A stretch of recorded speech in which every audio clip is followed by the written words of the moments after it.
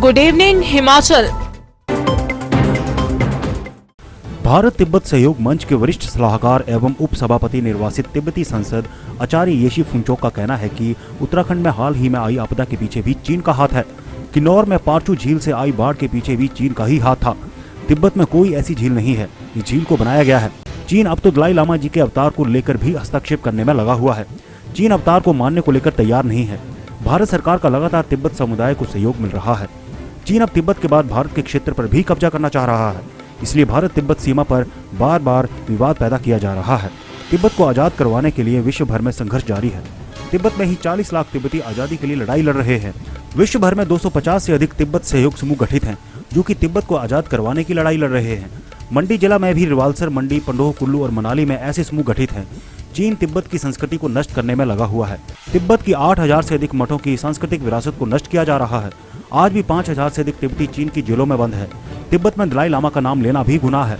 15 वर्षों के युवा आज भी बलिदान कर चुके हैं। उन्होंने कहा कि डोकलाम लद्दाख में वर्तमान हालातों को लेकर हम पहले भी बोलते आए हैं, लेकिन तब कोई नहीं मानता था, पर आज सारी बातें सामने आ चुकी हैं। भारत में तिब्बत की संस्कृति और तिब्बतियों को संरक्षण मिला हुआ है। हम अब अपनी संस्कृति को बचाने के लिए प्रयास कर रहे हैं। महिला विकास खंड के तहत रावी नदी पर निर्मित करिया भड़िया पुल का एक हिस्सा भारी भरकम टिप्पर के गुजरने से क्षतिग्रस्त हो गया। टिप्पर को जेसीबी मशीनों के सहयोग से बड़ी मुश्किल से पुल से बाहर खींचा गया। पुल के क्षतिग्रस्त होने की सूचना मिलते ही मौके पर ग्रामीणों की भीड़ जुट गई। इस दौरान टिप्पर मालिक को ग्रामीणों के गुस्से का सामना भी करना पड़ा। इसी बीच एसडीएम सदर शिवम प्रताप सिंह व पुलिस टीम ने मौके पर पहुंचकर स्थिति का जायजा लिया। एसडीएम सदर ने मौके पर ही टिप्पर को जब्त करने के साथ पुल को हुए नुकसान की भरपाई मालिक से करवाने के निर्देश जारी कर दिए। इसके साथ ही सार्वजनिक संपत्ति को नुकसान पहुंचाने को लेकर भी कार्रवाई करने के आदेश पुलिस को दिए। राज्य सचिवालय में मंगलवार को लगातार दूसरे दिन उस वक्त नारेबाजी होती रही जब भीतर पूरा मंत्रिमंडल कैबिनेट की बैठक में व्यस्त था। सचिवालय प्रांगण में भोजन अवकाश के दौरान चतुर्थ श्रेणी कर्मचारियों ने दूसरे दिन भी प्रदर्शन जारी रखा। सनोट में अस्थायी तौर पर चल रहे केंद्रीय विश्वविद्यालय के मुख्य प्रवेश द्वार पर मंगलवार को ताला लगा दिया गया और एबीवीपी ने विश्वविद्यालय के बाहर बैठकर धरना प्रदर्शन कर जोरदार नारेबाजी भी की। केंद्रीय विश्वविद्यालय के अस्थायी परिसर में प्रशासन के खिलाफ खूब नारेबाजी भी की। प्रदर्शन कर रहे विद्यार्थियों ने विश्वविद्यालय के स्टाफ को भी अंदर नहीं जाने दिया और कहा कि जब तक विश्वविद्यालय प्रशासन द्वारा सीयू परिसर देहरा में मूलभूत सुविधाएं प्रदान नहीं की जाएंगी, तब तक यह प्रदर्शन ऐसे ही चलता रहेगा। उन्होंने कहा कि जब तक विश्वविद्यालय प्रशासन की तरफ से कोई उच्च अधिकारी हमसे इस बारे में बात नहीं करेगा, तब तक हम गेट के ऊपर लगाए गए ताले को नहीं खोलेंगे और न ही किसी को अंदर प्रवेश करने देंगे। साथ ही धरना प्रदर्शन कर रहे छात्रों ने कहा कि हमने पिछले कल भी मूलभूत सुविधाओं के संदर्भ में डीएसडब्ल्यू के माध्यम से कुलपति को ज्ञापन भेजा था। अंदर हमारी ये मांगे पूरी होनी चाहिए और हमने कहा आप अधिक समय ले लीजिए अगर आपसे नहीं होता है। तो उन्होंने कहा कि हम आपको 30 दिन देते हैं, 30 दिन के अंदर आपका ये काम पूरा हो जाएगा। लेकिन अगर बात की जाए तो एकमात्र कैंटीन दे रहे और टीचर्स को केवल देने के अलावा विश्वविद्यालय में आज हम फर्स्ट एड बॉक्स भी हमारे पास नहीं है।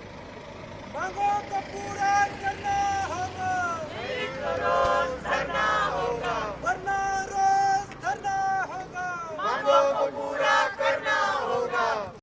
जो एक निकम्मा प्रशासन लगातार लंबे समय से नजर आ रहा है। आज विश्वविद्यालय प्रशासन अनेकों गतिविधियों को लेकर, अपने संचालन को लेकर विद्यार्थी परिषद के सामने अपनी भीख मांग रहा है। जब तक आप अपने छात्रों को मूलभूत सुविधाएं ही प्रदान नहीं कर सकते, तब तक अपने आप कार्यक्रम के बारे में कैसे सोच सकते हैं। यूनिवर्सिटी प्रशासन मुर्दाबाद, मुर्दाबाद, मुर्दाबाद। यूनिवर्सिटी प्रशासन शर्म करो, शर्म करो, शर्म करो। इस विश्वविद्यालय में एक विद्यार्थी आता है,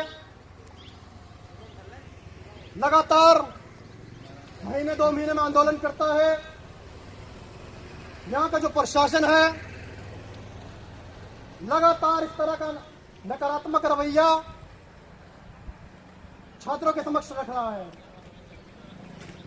कोई आसाम से, कोई दिल्ली से, कोई मुंबई से, कोई तमिलनाडु से। इस केंद्रीय विश्वविद्यालय की एक अपनी पहचान है, लेकिन आज भारतवर्ष में कोई विश्वविद्यालय आपको ऐसा नहीं मिलेगा जिसका अपना स्थायी कैंपस नहीं है। कोई विश्वविद्यालय जिसमें एक यूनिवर्सिटी का ऑनर भी रहता है।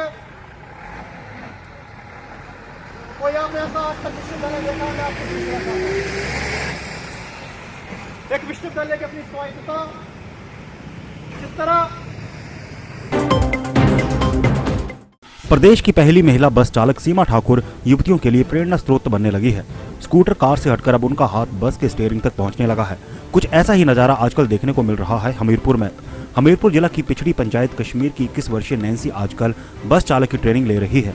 नैन्सी राजकीय महाविद्यालय नदौन से बीकॉम की पढ़ाई वर्ष 2020 में पूरी कर चुकी है और आजकल एचआरटीसी के हमीरपुर डिपो के ड्राइविंग स्कूल में बस का प्रशिक्षण ले रही है। कुल 17 प्रशिक्षुओं में नैन्सी अकेली लड़की है जो बस चलाना सीख रही है। नैन्सी की माने तो उसका शुरू से ही एक सपना था कि वह कुछ हटकर करेगी, इसलिए उसने बस की ड्राइविंग सीखने का मन बनाया, क्योंकि इसमें अभी तक महिलाओं की भागीदारी बिल्कुल ही कम है।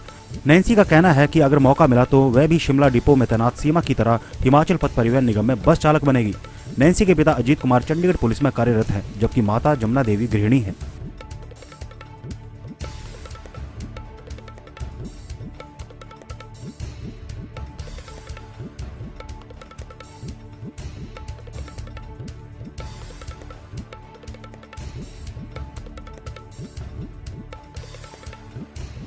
नाम नैन्सी और मैं कश्मीर की रहने वाली हूँ। काम ही है और मुझे ना कुछ ऐसा काम नहीं करना जो सारे नॉर्मली कर सकते हो, कुछ अलग करना था, जो कि ये मुझे अच्छा लगा क्योंकि इसमें बहुत कम लेडीज़ हैं।